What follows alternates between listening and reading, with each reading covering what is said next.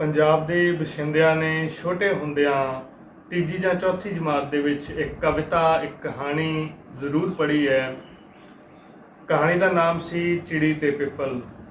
ਉਸ ਕਹਾਣੀ ਦੇ ਵਿੱਚ ਇੱਕ ਤੁਕ ਵਾਰ-ਵਾਰ ਆਉਂਦੀ ਹੈ, ਚਿੜੀ ਵਿਚਾਰੀ ਕੀ ਕਰੇ ਠੰਡਾ ਪਾਣੀ ਪੀ ਮਰੇ।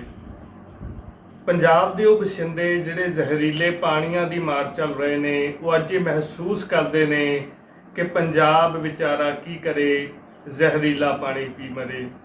ਸਵਾਲ ਇਹ ਉੱਠਦਾ ਹੈ ਕਿ ਉਸ ਜ਼ਹਿਰੀਲੇ ਪਾਣੀ ਦੇ ਲਈ, ਉਸ ਪਾਣੀ ਨੂੰ ਜ਼ਹਿਰੀਲਾ ਕਰਨ ਦੇ ਲਈ ਕੌਣ ਲੋਕ ਜ਼ਿੰਮੇਵਾਰ ਨੇ?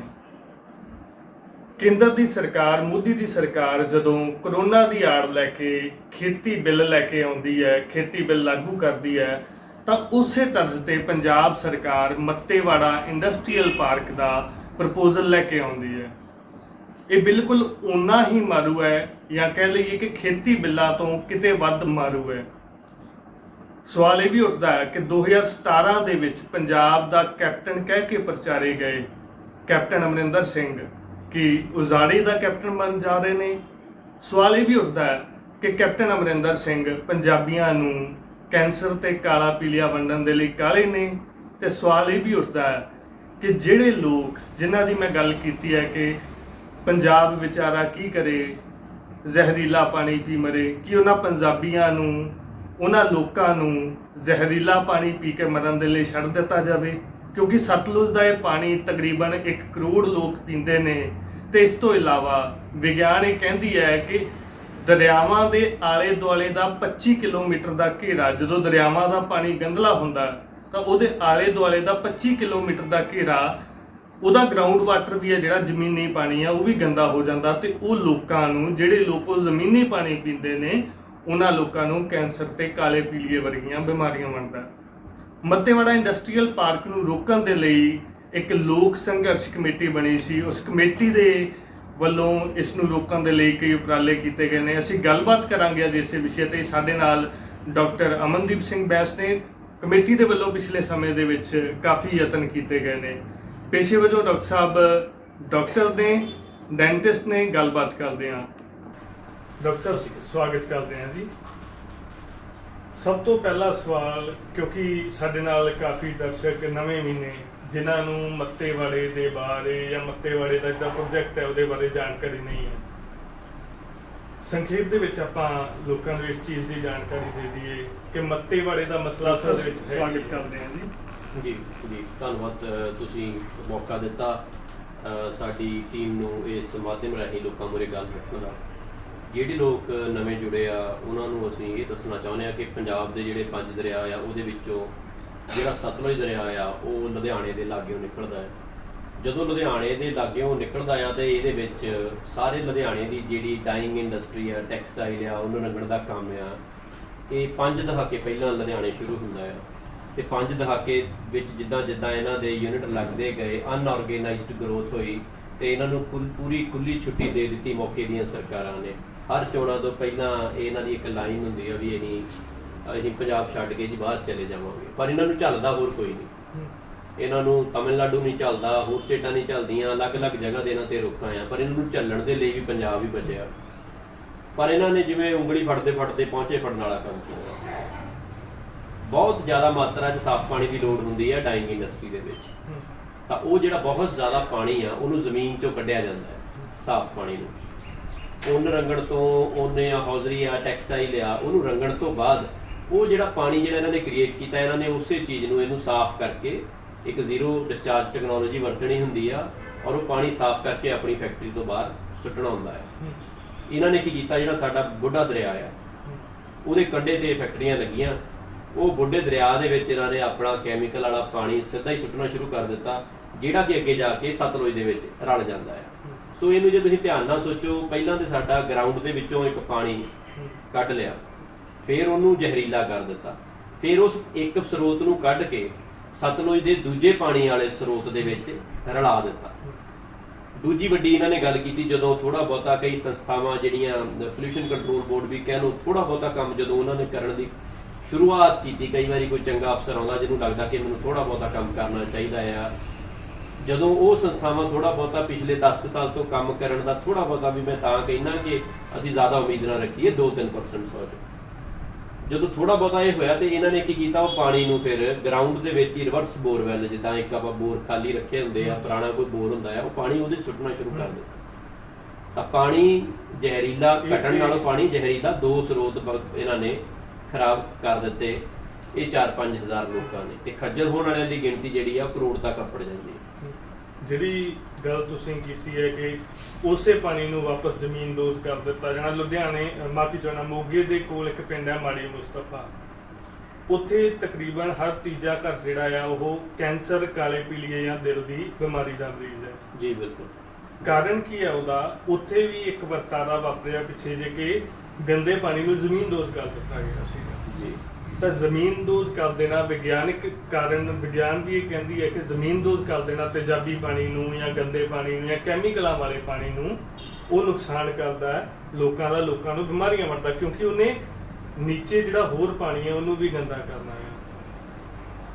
ਮਸਲਾ ਹੈ ਕਿ ਪਾਣੀ ਨੂੰ ਗੰਦਾ ਕੀਤਾ ਜਾਊਗਾ, ਇਹਦੇ ਨਾਲ ਇਫੈਕਟਡ ਕਿਹੜੇ ਲੋਕ ਹੋਣੇ ਨੇ, ਪ੍ਰਭਾਵਿਤ ਕਿਹੜੇ ਲੋਕ ਹੋਣਗੇ? ਕੱਲਾ ਲੁਧਿਆਣਾ ਪ੍ਰਭਾਵਿਤ ਹੋਣਾ ਜਾਂ ਲੁਧਿਆਣੇ ਤੋਂ ਇਲਾਵਾ ਕੋਈ ਹੋਰ ਏਰੀਆ? ਇਹਦੇ ਨਾਲ ਇਹਦਾ ਬਹੁਤ ਵੱਡਾ ਪ੍ਰਭਾਵ ਤੇ ਰਾਜਸਥਾਨ 'ਚ ਪਊਗਾ, ਜਿਹੜਾ ਘੱਟੋ ਘੱਟ ਹੋਊਗਾ, ਤੇ ਉਧਰ ਨੂੰ ਤੁਸੀਂ ਐ ਨੂੰ ਆਜੋ ਵੱਧਦਾ ਚੱਲਿਆ ਜਾਊਗਾ। ਹਨੂਮਾਨਗੜ੍ਹ ਜ਼ਿਲ੍ਹਾ ਆ, ਉੱਥੋਂ ਦੇ 8 ਜ਼ਿਲ੍ਹੇ ਸਤਲੁਜ ਦਾ ਪਾਣੀ ਪੀਂਦੇ ਆ। ਮਤਲਬ ਇਹਦੇ ਨਾਲ ਇਹਨੂੰ ਜੇ ਅਸੀਂ ਜਿੱਥੋਂ ਸਤਲੁਜ ਦਾ ਪਾਣੀ ਜਾਂਦਾ, ਇਹਦੇ ਆਲੇ ਦੁਆਲੇ ਜਿਹੜੇ ਸਾਡੇ ਭਾਰਤ ਦੇ ਲੋਕ ਆ, ਕਰੋੜ ਤੋਂ ਉੱਤੇ ਉਹਨਾਂ ਦੀ ਗਿਣਤੀ ਹੈ। ਉਸ ਤੋਂ ਪਰੇ ਵੀ ਜਿੱਥੇ ਤੱਕ ਇਹ ਸਮੁੰਦਰ 'ਚ ਜਾ ਕੇ ਰਲਦਾ ਆ, ਉਹਦੇ ਵਿੱਚ ਮਨੁੱਖਤਾ ਦਾ ਘਾਣ ਇਹਦੇ ਵਿੱਚ ਕਾਫੀ ਹੋਊਗਾ। ਤੁਹਾਡਾ ਸਵਾਲ ਸੀ ਮੱਤੇਵਾੜੇ ਤੇ ਉਹ ਮੈਂ ਸ਼ੁਰੂ ਕੀਤਾ ਸੀ ਲੁਧਿਆਣੇ ਤੋਂ। ਇਹ ਲੋਕ ਜਿਹੜੇ ਕਿ ਇਸ ਅੱਤਵਾਦ ਨੂੰ ਜਿਨ੍ਹਾਂ ਨੇ ਪੰਜਾਬ ਦੇ ਵਿੱਚ ਫੈਲਾਇਆ, ਇੱਕ ਬੰਦਾ ਜੇ ਕਿਸੇ ਨੂੰ ਮਾਰ ਦਿੰਦਾ ਤੇ ਉਹ 'ਚ ਉਮਰ ਕੈਦ ਹੁੰਦੀ ਆ, ਤੇ ਜੇ ਇੱਕ ਬੰਦਾ 10,000 ਲੋਕਾਂ ਦੀ ਜਾਨ ਤੇ ਬਣਾਵੇ, ਉਹ ਮਰਨ ਦੀ ਗਿਣਤੀ ਬਹੁਤ ਜ਼ਿਆਦਾ ਹੋਵੇ, ਉਹਨੂੰ ਅਣਗੌਲਿਆ ਕਰ ਦਿੱਤਾ ਗਿਆ। ਉਹਦੀ ਜੇ ਅਸੀਂ ਕੋਈ ਕੁਆਲੀਟੇਟਿਵ ਸਟੱਡੀ, ਕੁਆਂਟੀਟੇਟਿਵ ਸਟੱਡੀ ਦੀ ਗੱਲ ਕਰਦੇ ਆ, ਉਹ ਵੀ ਨਹੀਂ ਕਰਨ ਦਿੰਦੇ। ਉਹ ਲਿੰਕ ਨਹੀਂ ਜੁੜਨ ਦਿੰਦੇ ਇੱਕ ਸਧਾਰਨ ਬੰਦੇ ਦੇ ਲਈ। ਇੱਕ ਬੰਦਾ ਆਪਣੀ ਸਿਹਤ ਪਿੱਛੇ ਲੜ ਰਿਹਾ ਹੈ, ਦੂਸਰਾ ਬੰਦਾ ਆਪਣੀ ਕਮਾਈ ਪਿੱਛੇ ਹੈ। ਕਮਾਈ ਵਾਲੇ ਦੀ ਸਰਕਾਰ ਨਾਲ ਸਿੱਧੀ ਗੱਲ ਹੈ, ਕੈਂਸਰ ਦੇ ਮਰੀਜ਼ਾਂ ਦੀ ਯੂਨੀਅਨ ਕੋਈ ਹੈ ਨਹੀਂ। ਤੋਂ ਇਸ ਤਰੀਕੇ ਨਾਲ ਜਿਹੜੇ ਲੋਕ ਇਹ ਸਾਰਾ ਕੁਝ ਕਰਦੇ ਸੀ, ਇਹ ਕੈਮੀਕਲ ਵਾਲੇ ਅੱਤਵਾਦੀ, ਉਹਨਾਂ ਲੋਕਾਂ ਨੂੰ ਮੌਜੂਦਾ ਪਾਣੀਆਂ ਦੇ ਕੈਪਟਨ ਨੇ, ਇਹ ਪਾਣੀਆਂ ਦਾ ਕੈਪਟਨ ਕਿ ਕੈਂਸਰ ਦਾ ਕੈਪਟਨ ਹੈ, ਇਹ ਲੋਕ ਦੱਸਣਗੇ। ਮੇਰੀ ਨਿੱਜੀ ਰਾਏ, ਉਹ ਕੈਂਸਰ ਦਾ ਕੈਪਟਨ ਹੈ, ਉਸ ਪਾਸੇ ਨੂੰ ਉਹ ਤੁਰ ਪਿਆ ਹੈ। ਪਹਿਲਾ ਕਾਰਨ, ਪਹਿਲਾ ਕੋਈ ਹੱਲ ਨਹੀਂ ਕੀਤਾ। ਦੂਸਰਾ, ਹੁਣ ਜਿਨ੍ਹਾਂ ਲੋਕਾਂ ਨੇ ਪੰਜਾਬ 'ਚ ਕੈਂਸਰ ਦਾ ਅੱਤਵਾਦ ਨਾਲ ਬੰਦੇ ਮਾਰੇ ਆ, ਉਹਨਾਂ ਨੂੰ ਇਨਾਮ ਦੇਣ ਦੀ ਤਿਆਰੀ ਹੈ। ਉਹਨਾਂ ਨੂੰ ਬੁਲਾ ਕੇ ਪੁੱਛਿਆ ਜਾਂਦਾ ਹੈ ਵੀ ਆ ਸਾਰਾ ਕੁਝ ਤਿਆਰ ਆ, ਸਾਡੀਆਂ ਗਲੀਆਂ ਨਾਲੀਆਂ ਨਹੀਂ ਮੁੱਕੀਆਂ, ਤੇ ਧਨਾਂਸੂ ਦੇ ਵਿੱਚ 4 ਲੇਨ ਰੋਡ ਐ ਬਣੀਆਂ, ਉੱਥੇ ਖਾਲੀ ਜਗ੍ਹਾ ਦੇ ਇਹਨਾਂ ਨੇ 4 ਲੇਨ ਬਣਾ ਦਿੱਤੀ ਆ। ਇੰਨੀ ਕਾਹਲੀ ਹੈ ਇਹਨਾਂ ਨੂੰ। 2 ਅਫਸਰ ਤੇ ਇੱਕ ਮੁੱਖ ਮੰਤਰੀ, 1 ਮਹੀਨੇ ਦੇ ਵਿੱਚ 5-6 ਮੀਟਿੰਗਾਂ ਹੋ ਜਾਂਦੀਆਂ। ਕਿੰਨੀ ਕਾਹਲੀ ਆ ਸਾਨੂੰ। ਇਹ ਪਾਣੀਆਂ ਦਾ ਕੈਪਟਨ ਸੀ। ਤੇ ਮੱਤੇਵਾੜਾ ਪੰਜਾਬ ਨੂੰ ਦੁਬਾਰਾ 47 ਦੇਣ ਦਾ ਨੀਂਹ ਪੱਥਰ ਹੈ। ਕੇਵਲ ਰਾਜਸਥਾਨ ਹੀ ਇਹਦੇ ਨਾਲ ਪ੍ਰਭਾਵਿਤ ਨਹੀਂ ਹੋਏਗਾ। ਜਿਹੜੀ ਗੱਲ ਆਪਾਂ ਪਹਿਲਾਂ ਕੀਤੀ ਕਿ 25 ਕਿਲੋਮੀਟਰ ਦਾ ਆਲੇ ਦੁਆਲੇ ਦਾ ਜਿਹੜਾ ਏਰੀਆ ਹੈਗਾ, ਉਹ ਵੀ ਇਹਦੇ ਤੋਂ ਪ੍ਰਭਾਵਿਤ ਹੋਣਾ। ਜਿਹੜੇ ਦਰਿਆਵਾਂ ਦੇ ਦੋਨੇ ਸਾਈਡ 25-25 ਕਿਲੋਮੀਟਰ ਦੇ ਘੇਰੇ ਦੇ ਵਿੱਚ ਨਹੀਂ, 25 ਕਿਲੋਮੀਟਰ ਤੋਂ ਜ਼ਿਆਦਾ ਹੋਏਗਾ। 25 ਕਿਲੋਮੀਟਰ ਦਾ ਫਰਕ ਤਾਂ ਜਿਹੜਾ ਹੈ ਨਾ, ਉਹ ਤਾਂ ਜੇ ਆਪਾਂ ਸਾਇੰਟਿਫਿਕ ਪੱਖ ਲਈਏ ਤਾਂ ਇੱਕ ਸਿੰਗਲ ਬੋਰਵੈਲ ਦਾ ਪਾਣੀ ਵੀ 25 ਕਿਲੋਮੀਟਰ 'ਚ ਫੈਲ ਜਾਂਦਾ, ਜੇ ਆਪਾਂ ਉਸ ਪੁਆਇੰਟ ਨਾਲ ਚੱਲੀਏ। ਪਰ ਜਿਹੜਾ ਦਰਿਆ ਆ, ਇਹਦੇ ਵਿੱਚ 25 ਤੋਂ ਵੀ ਕਿਤੇ ਜ਼ਿਆਦਾ ਜਿਹੜੀਆਂ ਉਹਦੀਆਂ ਟ੍ਰਿਬਿਊਟਰੀਜ਼ ਆ, ਜਿਹੜਾ ਉਹਦਾ ਪਾਣੀ ਆ ਜ਼ਮੀਨਦੋਜ਼, ਕਿਉਂਕਿ ਇਹ ਪਾਣੀ ਦਾ ਬਹੁਤ ਵੱਡਾ ਸਰੋਤ ਹੁੰਦਾ ਆ।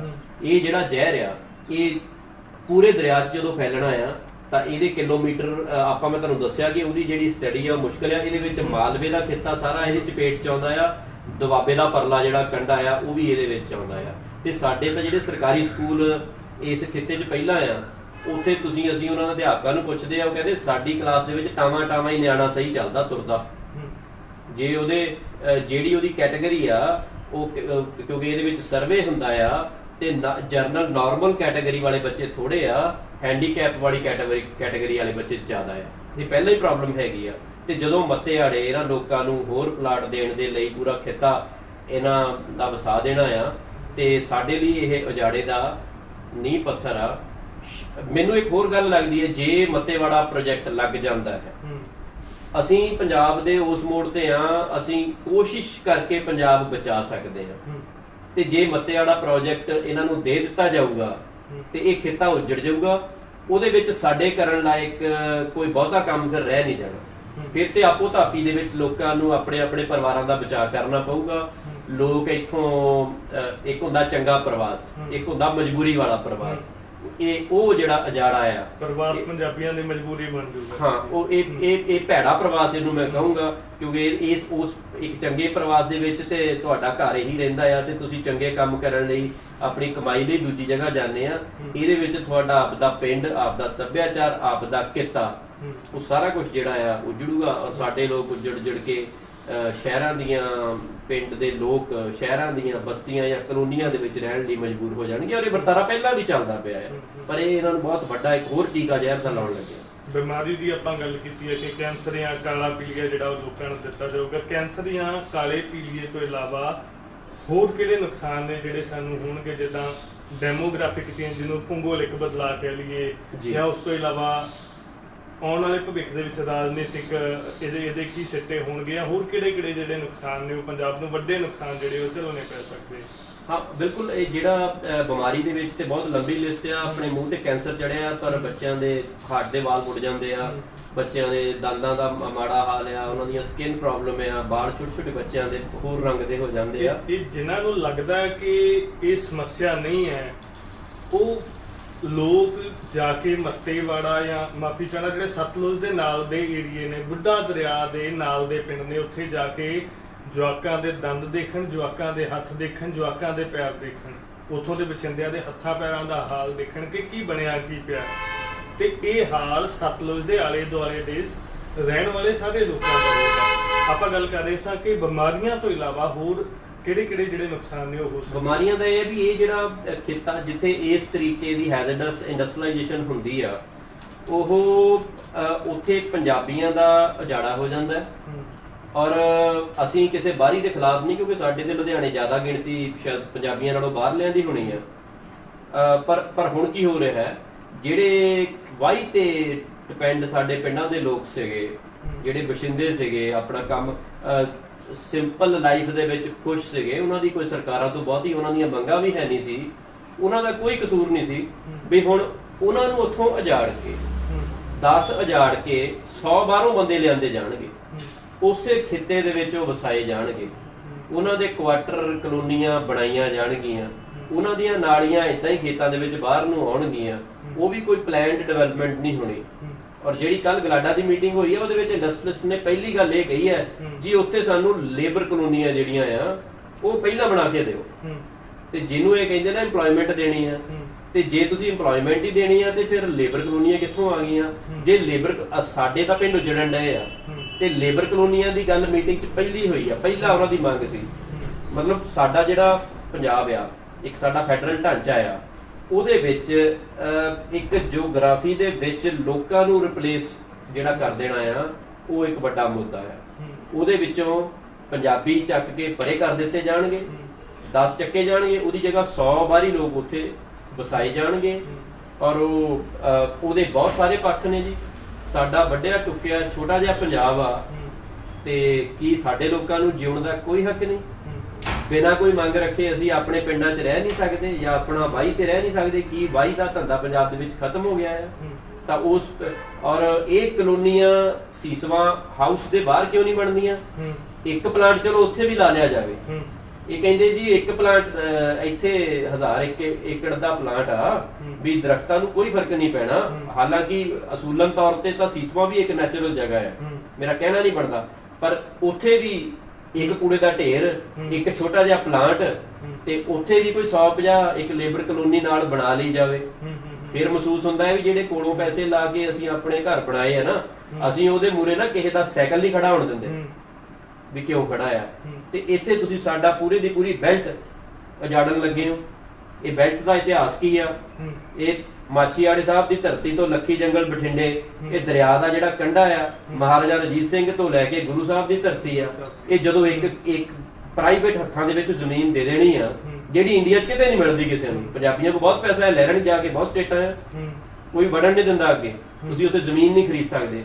ਇੱਥੇ ਦਰਿਆ ਦਾ ਸਾਰਾ ਹੀ ਕੰਢਾ ਜਿਹੜਾ ਆ, ਉਹਦਾ ਕੋਈ ਵਾਲੀ ਵਾਰਸ ਹੈ ਨਹੀਂ। ਅੱਗੇ ਸਰਕਾਰਾਂ ਹੁੰਦੀਆਂ ਸੀ, ਅਸੀਂ ਸਰਕਾਰਾਂ ਚਾਹੁੰਦੇ ਆ ਵੀ ਇਹ ਸਰਕਾਰ ਥੋੜਾ ਬਹੁਤਾ ਚੇਂਜ ਲਿਆਉਣਗੀਆਂ, ਹੁਣ ਇਹ ਹੋ ਗਿਆ ਵੀ ਹੁਣ ਸਰਕਾਰ ਬਣਾਤੀ, ਹੁਣ ਪੰਜਾਬ ਦੇ ਉੱਤੇ ਪਹਿਰਾ ਵੀ ਨਾਲ ਦੇਣਾ ਪੈਣਾ ਵੀ ਇਹ ਸਾਡਾ ਕੋਈ ਨੈਚੁਰਲ ਸੋਮੇ ਜਿਹੜੇ ਆ ਉਹ ਨਾ ਵੇਚ ਦੇਣ। ਕਿੰਨਾ ਔਖਾ ਕੰਮ ਹੈ। ਮੈਂ ਇੱਕ ਪ੍ਰੋਫੈਸ਼ਨਲ ਆ, ਸਾਡੀ ਟੀਮ ਆ, ਸਾਰੇ ਜਾਣੇ ਆਮ ਅਸੀਂ ਲੋਕ ਕੰਮ ਕਰਨ ਵਾਲੇ ਆ। ਸਾਡੇ ਲਈ ਸਵੇਰ ਤੋਂ ਸ਼ਾਮ ਤੱਕ ਆ 5-5 ਸਾਲ 10-10 ਸਾਲ ਇਹ ਇਸ਼ੂ ਚੱਲਦੇ ਰਹਿੰਦੇ ਆ ਵੀ ਅਸੀਂ ਇਹਨਾਂ ਤੋਂ ਆਪਣੇ ਸੋਮੇ ਬਚਾ ਕੇ ਰੱਖਣੇ ਆ, ਜਦ ਕਿ ਇਹ ਡਿਊਟੀ ਤੇ ਇਹਨਾਂ ਦੀ ਸੀ ਰਾਖੇ ਬਣਨ ਦੀ। ਇੱਕ ਡੈਮੋਗ੍ਰਾਫਿਕ ਜਿਹੜੀ ਚੇਂਜਸ ਦੀ ਅਸੀਂ ਗੱਲ ਕੀਤੀ ਸੀ, ਭੂਗੋਲਿਕ ਬਦਲਾਅ ਜਿਹਨਾਂ ਨੂੰ ਕਹਿ ਦਿੰਦੇ ਆ, ਮੈਨੂੰ ਸੌਖੇ ਸ਼ਬਦਾਂ ਦੇ ਵਿੱਚ ਦਰਸ਼ਕਾਂ ਨੂੰ ਦੱਸ ਦੇਵਾਂ ਕਿ ਭੂਗੋਲਿਕ ਬਦਲਾਅ ਜਿਹੜੇ ਨੇ ਉਹ ਹੁੰਦੇ ਨੇ ਕਿ ਕਿਸੇ ਪਿੰਡ ਦੇ ਵਿੱਚੋਂ, ਤੁਹਾਡੇ ਪਿੰਡ ਦੇ ਵਿੱਚੋਂ ਮੰਨ ਲਓ ਇੰਜ ਕਹਿ ਦਈਏ ਕਿ ਤੁਹਾਡੇ ਪਿੰਡ ਦੇ ਵਿੱਚੋਂ ਤੁਹਾਨੂੰ 10 ਘਰਾਂ ਨੂੰ ਉਜਾੜ ਕੇ ਤੁਹਾਡੇ ਪਿੰਡ ਦੇ ਵਿੱਚ ਕੋਈ 200 ਘਰ ਹੋ ਜਾਂ 30-40-50 ਘਰ ਹੋ ਜਾਂ ਕਹਿ ਲਓ ਕਿ 500 ਵੋਟ ਕਿਸੇ ਹੋਰ ਸਟੇਟ ਦੇ ਰਹਿਣ ਵਾਲੇ ਬੰਦਿਆਂ ਦੀ ਯੂਪੀ ਤੋਂ ਬਿਹਾਰ ਤੋਂ ਲਿਆ ਕੇ ਵਸਾ ਦਿੱਤੀ ਜਾਵੇ ਤਾਂ ਉਹਦੇ ਨੁਕਸਾਨ ਕੀ ਹੋਣਗੇ ਭਵਿੱਖ ਦੇ ਵਿੱਚ ਤੁਹਾਨੂੰ, ਕਿਉਂਕਿ ਉਹ ਲੋਕਾਂ ਦੀ 3-4-5 ਸਾਲਾਂ ਦੇ ਵਿੱਚ ਵੋਟ ਵੀ ਬਣੇਗੀ, ਦੈਨ ਲੰਮੇ ਸਮੇਂ ਦੇ ਵਿੱਚ ਸਹਿਜੇ ਤੁਹਾਡੇ ਤੇ ਡੋਮੀਨੇਸ਼ਨ ਜਿਹੜੀ ਆ ਪੰਜਾਬ ਦੇ ਉੱਤੇ ਉਹ ਅਦਰ ਸਟੇਟ ਦੀ ਹੌਲੀ ਜਿਵੇਂ ਲੁਧਿਆਣੇ ਦੇ ਉੱਤੇ ਤਕਰੀਬਨ ਹੋ ਚੁੱਕੀ ਹੈ, ਅੰਮ੍ਰਿਤਸਰ ਤੇ ਹੋ ਚੁੱਕੀ ਹੈ, ਚੰਗਾ ਪ੍ਰਭਾਵਿਤ ਕਰਦਾ ਇਹ ਜਿਹੜਾ ਵੋਟ ਬੈਂਕ ਹੈ, ਖਾਸ ਕਰਕੇ ਜਦੋਂ ਸਰਕਾਰ ਬਣਦੀ ਹੈ। ਜਲੰਧਰ ਦੇ ਵਿੱਚ ਹੀ ਪ੍ਰਭਾਵ ਵੇਖਣ ਨੂੰ ਮਿਲਦਾ ਹੈਗਾ। ਇਸ ਤੋਂ ਇਲਾਵਾ ਇੱਕ ਜਿਹੜੀ ਆਪਾਂ ਗੱਲ ਕਰ ਰਹੇ ਸੀ ਉਹਦੇ 'ਚ ਕਿ ਜਿਹੜੇ ਲੋਕ ਉੱਥੇ ਆਣ ਕੇ ਵਸਣਗੇ ਨਾਲ ਦੀ ਨਾਲ, ਕਿਉਂਕਿ ਲੇਬਰ ਕਲਾਸ ਹੈ, ਲੇਬਰ ਕਲਾਸ ਨੇ ਕੀ ਕਰਨਾ ਹੈਗਾ ਕਿ ਮੈਨੂੰ ਰੋਟੀ ਪਾਣੀ ਮੇਰਾ ਫ੍ਰੀ ਪੱਕਦਾ ਰਵੇ। ਉਹਨਾਂ ਨੇ ਉੱਥੋਂ ਦੇ ਰਹਿਣ ਵਾਲੇ ਜੀਵ ਜੰਤੂਆਂ ਨੂੰ ਵੀ ਮਾਰਨਾ, ਉਹਨਾਂ ਨੇ ਉਹ ਰੁੱਖ ਵੀ ਵੱਢਣੇ ਨੇ। ਇਹ ਨੁਕਸਾਨ ਵੀ ਮੈਨੂੰ ਲੱਗਦਾ ਕਿ ਹੋਏਗਾ। ਨਹੀਂ, ਉਹ ਤਾਂ ਹੋਏਗਾ ਜੀ। ਆਪਾਂ ਸਾਡੇ ਲੁਧਿਆਣੇ ਦੇ ਆ 200 ਫੁੱਟ ਰੋਡ ਨਿਕਲਦੀ ਆ, ਜਿਹੜੀ ਆ ਦੁਗਰੀ ਫੇਸ ਸੰਤ ਐਵਨਿਊ ਦੇ ਵਿੱਚ ਇੱਕ ਡਬਲ ਰੋਡ ਆ, ਇਹਦੇ ਵਿੱਚ ਹੀ ਇਹਦੇ ਆਲੇ ਦੁਆਲੇ ਲੇਬਰ ਵਸਦੀ ਆ ਤੇ 50-60 ਦਰਖਤ ਸਾਲ ਦੇ ਇਹ ਲੋਕ ਬਾਲਣ ਦੇ ਤੌਰ ਤੇ ਖਾ ਜਾਂਦੇ ਆ। ਪਰ ਮੈਂ ਫਿਰ ਵੀ ਮੰਨਦਾ ਵੀ ਇਹ ਉਹਨਾਂ ਦਾ ਕਸੂਰ ਨਹੀਂ ਹੈ ਜਿਨ੍ਹਾਂ ਨੂੰ ਤੁਸੀਂ ਲਿਆ ਕੇ ਵਸਾਉਣਾ, ਇਹ ਤਾਂ ਪਾਲਿਸੀ ਹੋਈ ਗਲਤ ਹੈ। ਕੀ ਕਦੇ ਜਿਮ ਕਾਰਬੇਟ ਨੇ ਇਦਾਂ ਦਾ ਪਲਾਨ ਕੀਤਾ ਹੈ ਵੀ ਉਹਦੇ ਸੈਂਟਰ ਦੇ ਵਿੱਚ ਜਿਮ ਕਾਰਬੇਟ ਦੇ ਵਿੱਚ ਅਸੀਂ 4 ਫੈਕਟਰੀਆਂ ਲਾ ਦਈਏ? ਉੱਥੇ ਵੀ ਇਹ ਨਹੀਂ ਕਿ ਉੱਥੇ ਕਰਪਟ ਸਰਕਾਰਾਂ ਨਹੀਂ ਆਈਆਂ ਹੋਣਗੀਆਂ। ਗੀਰ ਫੋਰੈਸਟ ਗੁਜਰਾਤ ਦੇ ਵਿੱਚ ਕਦੇ ਉੱਥੇ ਕਿੰਨੀਆਂ ਕਰਪਟ ਤੋਂ ਕਰਪਟ ਸਰਕਾਰਾਂ ਆਈਆਂ, ਪਰ ਇਹੋ ਜਿਹਾ ਨੀਵਾਂ ਕਦਮ ਕਿਸੇ ਸਰਕਾਰ ਨੇ ਕਦੇ ਨਹੀਂ ਚੱਕਿਆ ਵੀ ਤੁਸੀਂ ਆਪਣੇ ਸੋਮੇ, ਆਪਣੇ ਦਰਿਆ, ਆਪਣੇ ਜੰਗਲ, ਫਿਰ ਇਹਨਾਂ ਦੀਆਂ ਹਰਕਤਾਂ ਕਿਹੋ ਜਿਹੀਆਂ ਨੇ ਤੁਸੀਂ ਇਹਨਾਂ ਦੇ ਦਿਮਾਗ ਦੇਖੋ। ਜਦੋਂ ਕਿਤੇ ਇਹਨਾਂ ਦਾ ਕੋਈ ਆਰਗੂਮੈਂਟ ਕਰਦਾ ਹੈ, ਇਹਨਾਂ ਦੀਆਂ ਨਾ ਡਿਗਰੀਆਂ ਚੈੱਕ ਹੋਣੀਆਂ ਚਾਹੀਦੀਆਂ ਤੇ ਜਿੱਥੋਂ ਇਹ ਪੜ੍ਹੇ ਆ ਉੱਥੋਂ ਦੇ ਜਿਹੜੇ ਅਧਿਆਪਕ ਆ ਨਾ, ਉਹਨਾਂ ਨੂੰ ਇਹ ਦੱਸਣਾ ਚਾਹੀਦਾ ਵੀ ਤੁਹਾਡੇ ਲੱਗੇ ਅਫਸਰ ਹੈ ਇਹ ਕੀ ਕਰਦੇ ਨੇ। ਕਹਿੰਦੇ ਜੀ ਜੰਗਲ ਕੱਟ, ਸਾਨੂੰ ਸਵਾਲ ਪੁੱਛਦੇ ਨੇ ਕਿ ਫੈਕਟਰੀ ਜੰਗਲ 'ਚ ਲੱਗਣੀ ਹੈ, ਉਹ ਦਿਮਾਗ 'ਚ ਇਹ ਹੈ ਵੀ ਆਹ ਲਾਸਟ ਦਰਖਤ ਹੈ ਤੇ ਇੱਥੇ ਫੈਕਟਰੀ ਦੀ ਕੰਧ ਹੈ। ਇਦਾਂ ਦੇ ਇਹਨਾਂ ਦੇ ਸਵਾਲ ਹੁੰਦੇ ਨੇ ਵੀ ਅਸੀਂ ਨਾ ਜੰਗਲ ਦਾ ਦਰਖਤ ਨਹੀਂ ਵੱਢਣਾ, ਪਰ ਉਹ ਜੰਗਲ ਦੀ ਬਾਉਂਡਰੀ ਦੇ ਸੈਂਟਰ 'ਚ ਲਾਉਣੀ ਹੈ। ਤੁਹਾਡੀ ਦਲੀਲ ਜਿਹੜੀ ਉਹ ਬਿਲਕੁਲ ਠੀਕ ਹੈ ਕਿ ਇਦਾਂ ਦਾ ਇੱਕ ਜਿਹੜਾ ਹੈਗਾ ਪਲਾਂਟ ਆ ਤੁਸੀਂ ਸਿਸਵਾਂ ਦੇ ਬਾਹਰ ਕਿਉਂ ਨਹੀਂ ਲਾਉਂਦੇ, ਤੁਸੀਂ ਮੋਤੀ ਮਹਿਲ ਦੇ ਬਾਹਰ। ਹਾਂਜੀ। ਅਗਲਾ ਮੈਂ ਇੱਕ ਸਾਡਾ ਜਿਹੜਾ ਇੱਕ ਛੋਟਾ ਜਿਹਾ ਪਲਾਂਟ ਜਿਹੜਾ ਸਾਡਾ ਰੀਸਾਈਕਲ ਹੁੰਦਾ ਹੈ ਨਾ ਕੂੜਾ, ਉਹਦਾ ਲਾ ਦੇਣਾ ਚਾਹੀਦਾ ਸਾਫ ਸੁਥਰਾ, ਔਰ ਉਹਦੀ ਟੈਕਨੋਲੋਜੀ ਤੁਸੀਂ ਜਰਮਨੀ ਤੋਂ ਲੈ ਆਓ, ਕੈਨੇਡਾ ਤੋਂ ਲੈ ਆਓ, ਉਹਦੇ ਨਾਲ ਕੂੜਾ ਵੀ ਖਤਮ ਛੇਤੀ ਹੋਏਗਾ। ਔਰ ਸੀਸਵਾਂ ਦਾ ਜਿਹੜਾ ਇੱਥੇ ਮੁੱਖ ਮੰਤਰੀ ਦਾ ਆਪਦਾ ਘਰ ਹੈ, ਉਹਨਾਂ ਨੂੰ ਵੀ ਕੂੜਾ ਸੁੱਟਣ ਦੂਰ ਨਹੀਂ ਜਾਣਾ ਪਊਗਾ, ਕਿੰਨਾ ਸੋਹਣਾ ਮਾਹੌਲ ਬਣੂਗਾ। ਕਰਨਾ ਚਾਹੀਦਾ ਇਹੋ ਜਿਹੀ ਗੱਲ। ਇਹ ਫਿਰ ਇਹ ਸਾਰੇ ਕਿਉਂ ਝੱਲਣ, ਇਹਨਾਂ ਦੇ ਨਾਲ ਇਸ ਪੋਲੀਟੀਕਲ ਕਲਾਸ ਨੂੰ ਵੀ ਝੱਲਣਾ ਚਾਹੀਦਾ, ਔਰ ਮੁੱਖ ਮੰਤਰੀ ਇਹਦੇ ਲਈ ਸਿੱਧੇ ਤੌਰ ਤੇ ਜ਼ਿੰਮੇਦਾਰ ਹੈ। ਮੁੱਖ ਮੰਤਰੀ ਤਾਂ ਜਿਹੜੇ ਕਾਰਪੋਰੇਟ ਨੇ, ਜਿਵੇਂ ਆਪਾਂ ਮੋਦੀ ਨੂੰ ਕਹਿੰਦੇ ਆ ਕਿ ਖੇਤੀ ਕਾਰਪੋਰੇਟ ਦੇ ਹਿੱਤ ਪੂਰੇ ਆ, ਉਸੇ ਤਰ੍ਹਾਂ ਹੀ ਜਿਹੜਾ ਕੈਪਟਨ ਹੈ ਉਹ ਕਾਰਪੋਰੇਟ ਦੇ ਹਿੱਤ ਪੂਰੇ। ਮੇਰਾ ਅਗਲਾ ਸਵਾਲ ਕਿ ਕਾਨੂੰਨੀ ਨੁਕਤਿਆਂ ਦੇ ਪੱਖੋਂ ਜੇਕਰ ਦੇਖੀਏ ਤਾਂ ਕਿਵੇਂ ਗਲਤ ਹੈ ਜਿਹੜਾ ਮੱਤੇਵਾੜਾ ਇੰਡਸਟਰੀਅਲ ਪ੍ਰੋਜੈਕਟ ਹੈ। ਔਰ ਦਰਸ਼ਕਾਂ ਨੂੰ ਆਪਾਂ ਇਹ ਵੀ ਦੱਸ ਦਿੰਦੇ ਆ ਕਿ ਮੱਤੇਵਾੜਾ ਇੰਡਸਟਰੀਅਲ ਪ੍ਰੋਜੈਕਟ ਨੂੰ ਹੁਣ ਕੋਸ਼ਿਸ਼ ਕੀਤੀ ਜਾ ਰਹੀ ਹੈ ਕਿ ਕੂਮ ਕਲਾ ਇੰਡਸਟਰੀਅਲ ਪ੍ਰੋਜੈਕਟ ਕਹਿ ਕੇ ਸਰਕਾਰਾਂ ਦੀ ਇਹ ਕੋਸ਼ਿਸ਼ ਹੈ ਕਿ ਨਾਮ ਹੀ ਨਾ ਲਿਆ ਜਾਵੇ ਮੱਤੇਵਾੜਾ ਦਾ। ਕਾਨੂੰਨੀ ਨੁਕਤਿਆਂ ਦੇ ਪੱਖੋਂ ਡਾਕਟਰ ਸਾਹਿਬ ਕਿਵੇਂ ਗਲਤ ਹੈਗਾ ਇਹ? ਦੇਖੋ, ਸਭ ਤੋਂ ਵੱਡੀ ਜਿਹੜੀ ਗਲਤੀ ਹੈ ਨਾ, ਜਿਹੜੇ ਸਾਡੇ ਜਿਵੇਂ ਆ ਖੇਤੀ ਦੇ ਕਾਨੂੰਨ ਆਏ ਨੇ, ਅੱਜ ਪੰਜਾਬ ਦੇ ਬੱਚੇ ਨੂੰ ਪਤਾ ਆ ਵੀ ਇਹ ਕਾਨੂੰਨ ਸਾਡੇ ਲਈ ਗਲਤ ਆ। ਇਹਨਾਂ ਕਾਨੂੰਨਾਂ ਤੋਂ ਥੋੜਾ ਸਮਾਂ ਪਹਿਲਾਂ ਪੰਜਾਬ ਸਰਕਾਰ ਨੇ ਇੱਕ ਪੰਜਾਬ ਦੇ ਲਈ ਜਿਹੜਾ ਕਾਨੂੰਨ ਲਿਆਂਦਾ ਵੀ ਸਾਡੀ ਜਿਹੜੀ ਸਾਂਝੀ ਸ਼ਾਮਲਾਟ ਪੰਚਾਇਤੀ ਜ਼ਮੀਨ ਆ ਉਹ ਵੇਚੀ ਜਾ ਸਕਦੀ ਹੈ। ਇਤਿਹਾਸ ਦੇ ਵਿੱਚ ਪੰਜਾਬ ਨਾਲ ਜੇ ਆਪਾਂ ਕਿਸੇ ਵੀ ਸਕੇਲ ਤੇ ਦੇਖੀਏ 47 ਤੋਂ ਬਾਅਦ ਇਹ ਸਭ ਤੋਂ ਵੱਡਾ ਧੱਕਾ ਸੀ। ਇਹ ਜ਼ਮੀਨਾਂ ਬਾਬਾ ਬੰਦਾ ਬਹਾਦਰ ਦੇ ਟਾਈਮ ਤੋਂ ਲੈ ਕੇ ਮਹਾਰਾਜਾ ਰਣਜੀਤ ਸਿੰਘ ਦੇ ਟਾਈਮ ਤੋਂ ਜ਼ਗੀਰਾਂ ਲੱਗੀਆਂ, ਪਿੰਡਾਂ ਨਾਲ ਵੀ ਲੱਗੀਆਂ ਹੋਣਗੀਆਂ, ਇਹ ਸ਼ਾਮਲਾਟਾਂ ਸਾਡੀਆਂ ਪਿੰਡਾਂ ਦੀਆਂ ਸੀ। ਜੋ ਮਰਜ਼ੀ ਹੋ ਜਵੇ, ਉਹ ਪਿੰਡ ਦੀ ਆਉਣ ਵਾਲੇ 500 ਸਾਲ 1000 ਸਾਲ ਤੱਕ ਉਹ ਪਿੰਡ ਦੀ ਜ਼ਗੀਰ ਸੀ। ਇੱਕ ਕਾਨੂੰਨ ਬਦਲ ਦਿੱਤਾ ਵੀ ਇਹ ਵਿਕ ਸਕਦੀ ਹੈ। ਜਿਵੇਂ 3 ਖੇਤੀ ਕਾਨੂੰਨ ਸੀ, ਉਦਾਂ ਦਾ ਹੀ ਕਾਨੂੰਨ ਇੱਕ ਪੰਜਾਬ ਸਰਕਾਰ ਨੇ ਸੇਮ ਕਾਨੂੰਨ ਬਣਾਇਆ, ਬਿਲਕੁਲ ਇੱਕੋ ਤਰ੍ਹਾਂ ਦਾ ਡਾਕਾ ਮਾਰਿਆ ਸਾਡੇ ਹੱਕਾਂ ਤੇ। ਔਰ ਉਹ ਜਿਹੜਾ ਕਾਨੂੰਨ ਸੀ ਉਹਨੇ ਇਹ ਮੱਤੇਵਾੜੇ ਦੀ ਨੀਂਹ ਰੱਖ ਦਿੱਤੀ। ਇਸ ਮੱਤੇਵਾੜੇ ਤੇ ਉਹੀ ਜ਼ਮੀਨ ਸੀਗੀ ਪੰਚਾਇਤ ਦੀ, ਔਰ ਉਹ ਗਲਾਡਾ ਨੇ ਐਕਵਾਇਰ ਕਰ ਦਿੱਤੀ ਤੇ ਉਹ ਹੁਣ ਇੰਡਸਟਰੀ ਨੂੰ ਦੇਣੀ ਹੈ। ਤਾਂ ਜਿਵੇਂ ਉਹ 3 ਕਾਨੂੰਨ ਸੀ, ਇਹ ਪੰਜਾਬ ਸਰਕਾਰ ਨੇ ਚੌਥਾ ਬਣਾਇਆ ਸੀ। ਔਰ ਜਿਵੇਂ ਸਾਡੀ ਲੜਾਈ ਉਹਨਾਂ 3 ਕਾਨੂੰਨਾਂ ਨਾਲ ਆ, ਇਹ ਇਕੱਲਾ ਹੀ ਕਾਨੂੰਨ ਸਾਡੇ 12000 ਪੰਜਾਬ ਦੇ ਪਿੰਡ ਆ, ਇਹ ਸਾਡੀ ਜੜ ਪੱਟ ਸਕਦਾ ਪੰਜਾਬ ਦੀ।